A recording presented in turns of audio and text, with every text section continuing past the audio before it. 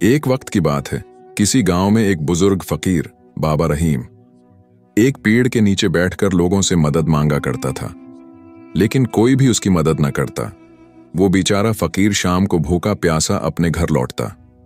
घर पहुंचकर उसकी बीवी बीबी फातिमा पूछती, जी कुछ खाने को लाए हैं या आज भी खाली हाथ आए हैं? नहीं बेगम, आज भी किसी ने खाने को कुछ ना दिया। उसका मतलब आज भी हमें खाली पेट सोना पड़ेगा? हाँ बेगम, बस पानी पी लो और सो जाओ, हमारे नसीब में यही लिखा है। फिर वो दोनों बुजुर्ग भूखे पेट ही सो जाते। अगले दिन जब बाबा रहीम इसी पेड़ के नीचे बैठा मदद के लिए आवाजें लगा रहा होता, तो एक लड़का उस्मान उसके पास आता है। बाबा जी, मैं कई दिनों से यहां से गुजर रहा हूं और देखता हूं कि आप खाली पेट यहां बैठे रहते हैं, न कुछ खाते हैं न पीते हैं। बताएं, मैं आपकी क्या मदद कर सकता हूं? बेटा, हम गरीबों की किस्मत में तो भीख मांगना ही लिखा है, लेकिन किसी को हम पर जरा भी रहम नहीं आता। हम तो कई दिनों से खाली पेट सो रहे हैं। बाबा जी, आप बिल्कुल ठीक कह रहे हैं। यहां लोग झूठे और धोखेबाज लोगों को पैसे देते हैं।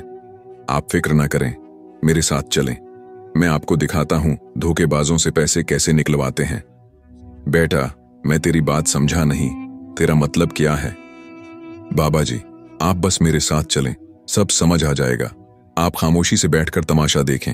फिर उस्मान बाजार से एक गुधा लेकर आता है और एक जगह खड़े होकर आवाजें लगाने लगता। गुधा, गुधा, 10 लाख रुपए का गुधा, आओ ले लो 10 लाख रुपए का नायाब गुधा। उस्मान की आवाज सुनकर एक आदमी नासिर उसके पास आता है। आओ भाई, क्या तो पागल हो गया? 10 लाख रुपए का गुधा बेच रहा है।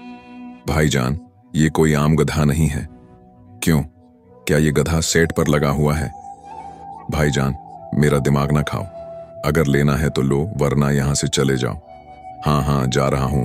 बड़ा आया 10 लाख रुपए का गुधा, मुझे तो इससे बड़ा गुधा लगता है। अभी बादशाह सलामत को जाकर बताता हूं कि 10 लाख रुपए का गुधा बीच कर लोगों को पागल बना रहा है।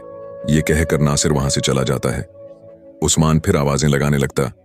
गधा, 10 लाख रुपए का गधा, ताजा ताजा, मीठा मीठा गधा, 10 लाख रुपए का गधा, ले जाओ। ये ऑफर में दूध मद्दत के लिए है। उधर नासिर बादशाह शाहजमान के पास पहुंचता है।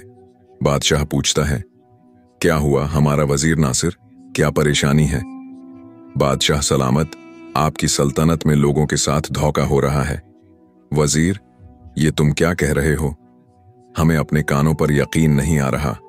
हमारी सल्तनत में हमारी राया के साथ कौन धोखा कर रहा है? बादशाह सलामत, एक लड़का बाजार में खड़ा 10 लाख रुपए का गधा बेच रहा है। 10 लाख रुपए का गधा?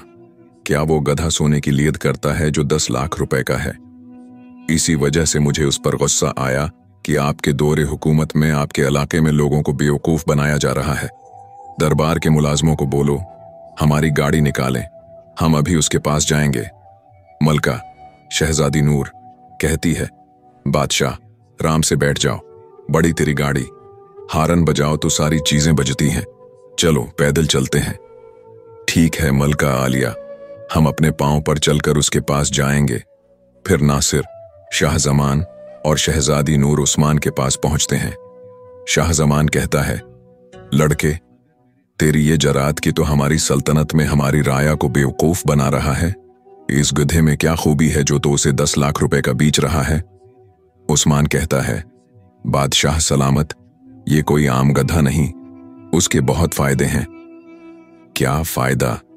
क्या ये छरी खाकर पटाखे मारता है?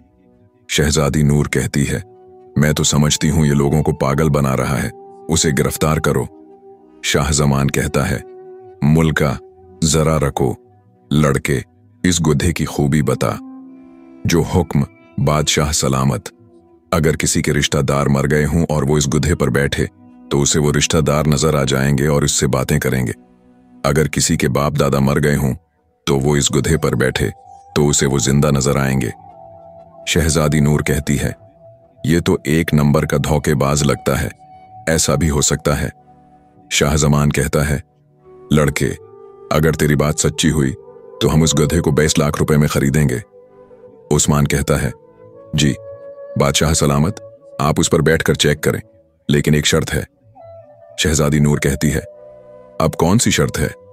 मलका आलिया, शर्त यह है कि जो ईमानदार और नेक दिल इंसान उस पर बैठेगा उसे अपने रिश्तेदार नजर आएंगे, जो बददियांत होगा उसे कुछ नजर नहीं आएगा। शाह जमान कहता है, वाह, ये तो बहुत काम का गुद्दा लगता है। चल वजीर नासिर, इस पर बैठ, अभी तेरी ईमानदारी का पता लगता है। नासिर कहता है, अच्छा बादशाह सलामत, मैं अभी बैठता हूं। मैं तो बहुत ईमानदार हूं, मुझे मेरे रिश्तेदार जरूर नजर आएंगे। फिर नासिर गुधे पर बैठता है, लेकिन उसे कोई रिश्तेदार नजर नहीं आता। वो सोचता है, ये तो मुझे कोई नजर नहीं आ रहा, उसका मतलब उस्मान हमें धोखा दे रहा है। लेकिन अगर मैंने बादशाह को कहा कि मुझे कोई नजर नहीं आ रहा तो वो मुझे बददियांत समझेंगे। वो कहता है, हाँ हाँ बादशाह सलामत, मेरे अबूजान नजर आ रहे हैं। अबूजान, क्या हाल है आपका? मुझे आपकी बहुत याद आती है। अबूजान, आप वापस आ जाएं। उस्मान कहता है, भाई नीचे उतर जाओ, उन्हें वापस कब्र में भी जाना है। ज्यादा लालियां ना करो, वरना वो तुम्हें अपने साथ कब्र में ले जाएंगे। शाह जमान कहता है, अरे वाह लड़के, ये तो बहुत अच्छा गद्दा है। शहजादी नूर कहती है, मैं तो समझती हूं मेरा शाह जमान मुझसे बहुत प्यार करता है। चल इस गद्दे पर बैठ, अभी तेरे प्यार का पता लगता है। अगर तेरा बाप तेरे को नजर ना आया तो मैं तेरी खूब पटाई करूंगी। शाह जमान सोचता है, अब क्या करूं? मुझे तो इस मोटी नाक वाली औरत से एक टुक्के का भी प्यार नहीं। अगर मैंने कह दिया कि मुझे मेरे घर वाले नजर नहीं आ रहे तो उसने मुझे मार मार कर बंदर बना देना है। वो कहता है, अच्छा मलका आलिया, अभी बैठता हूं। फिर शाह जमान गुधे पर बैठता है। उस्मान कहता है, बादशाह सलामत, आपको आपके अबूजान नजर आ रहे हैं। शाह जमान कहता है, यार देखने की कोशिश तो कर रहा हूं, लेकिन अभी तक कोई नजर नहीं आ रहा। वो सोचता है, अगर नजर नहीं आया तो उसका मतलब अरे अबूजान नजर आ गए। वो कहता है, मलका आलिया, बादशाह सलामत को अबूजान नजर आ रहे हैं। अबूजान, आप मुझे भरी जवारी में छोड़कर क्यों चले गए? न कोई चिट्ठी न कोई पैगाम, जाने दो, कौन सा दीस जहां तुम चले गए।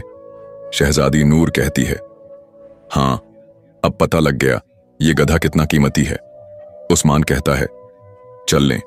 बादशाह सलामत, पूछें अबूजान अकेले हैं या कोई और भी है उनके साथ। शाह जमान कहता है, नहीं, अबूजान के साथ दादा अबूजान भी आए हैं।